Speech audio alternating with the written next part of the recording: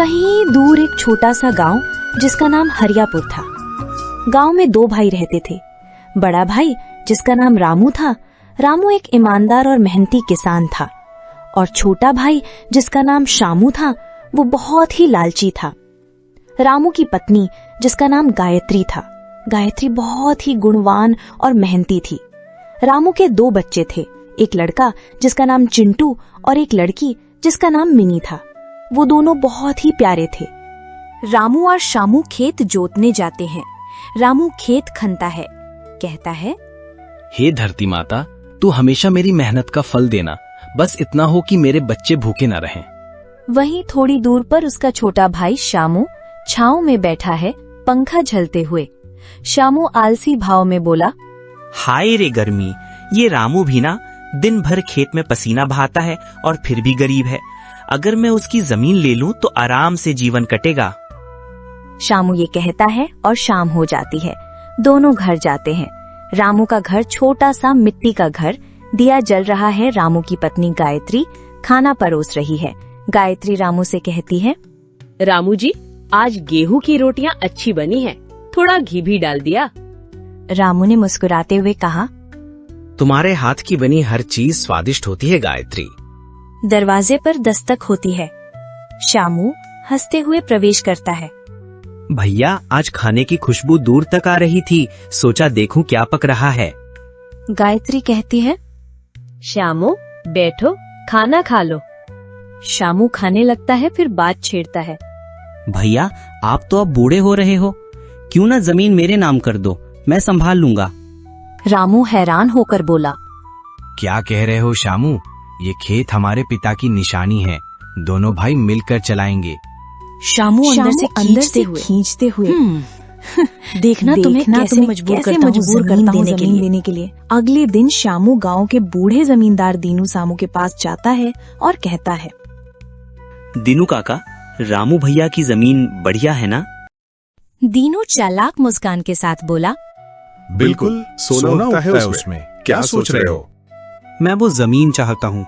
कोई कानूनी तरीका है जिससे मैं अपने नाम करवा सकूं?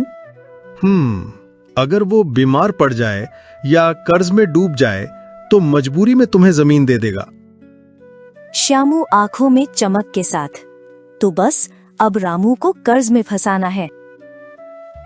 श्यामू एक दिन रामू के पास आता है, कपटी मिठास के साथ बोला, भैया, गांव में एक नई खाद आई है, जमीन की उपज 2 गुनी कर देती है, पर महंगी है। इतनी महंगी खाद?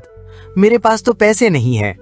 श्यामू बोला, मैं दिला देता हूँ, तुम बस इस कागज पर दस्तखत कर दो, बस एक औपचारिकता है। रामू बिना पढ़े दस्तखत कर देता है। शामू मन ही मन, अब जमीन मेरे नाम हो जाएगी। 2 हफ्ते बीतते हैं।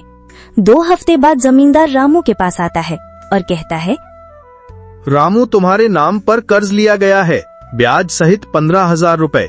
चुका सको तो ठीक, वरना जमीन चली जाएगी।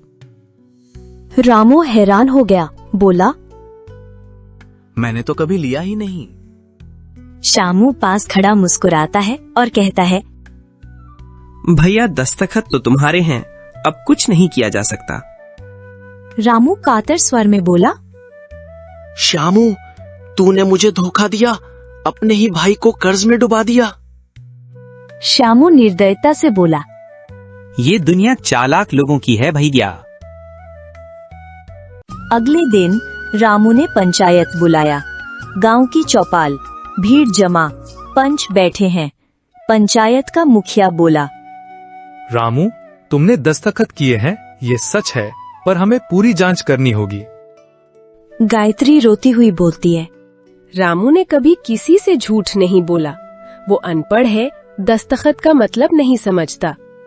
एक बूढ़ा ग्रामीण बोला, हमने रामू को मेहनत करते देखा है, शामू की नीयत सही नहीं लगती। मुखिया शामू से सवाल करता है, शामू, क्या तुम स्वीकार करते हो कि तुमने अपने भाई को धोखे से दस्तखत करवाए? शामू घबराकर बोला, मैंने तो बस खाद दिलवाई थी। तभी गांव का एक युवक बीच में आता है और कहता है, मैंने खुद देखा था, दीनू साहू और शामू आपस में योजना बना रहे थे।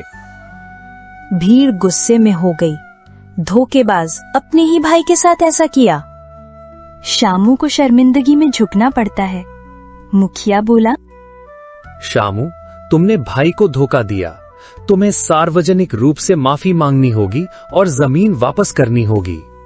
शामू गिड़गिड़ाते हुए बोला, भैया मुझे माफ कर दो, लालच ने मेरी आंखें बंद कर दी थीं। ये सुनकर रामू की आंखों में आंसू आ गया और कहा, शामू, मैं भाई हूँ तुम्हारा, पर विश्वास एक बार टूट जाए तो लौटता नहीं। फिर भी जमीन छोड़ दो, पर अपने रिश्ते को मत खो। शामू रोते हुए बोला, मैं सब कुछ लौटाऊंगा, बस मुझे दोबारा भाई कहो। रामू और श्यामू गले मिलते हैं। गांव वाले ताली बजाते हैं। दोनों मिलकर नई शुरुआत करते हैं। कुछ महीने बाद खेत में दोनों भाई मिलकर काम करते हैं। रामू कहता है, शामू, मिलकर काम करने में जो सुख है वो अकेले के लालच में कहाँ।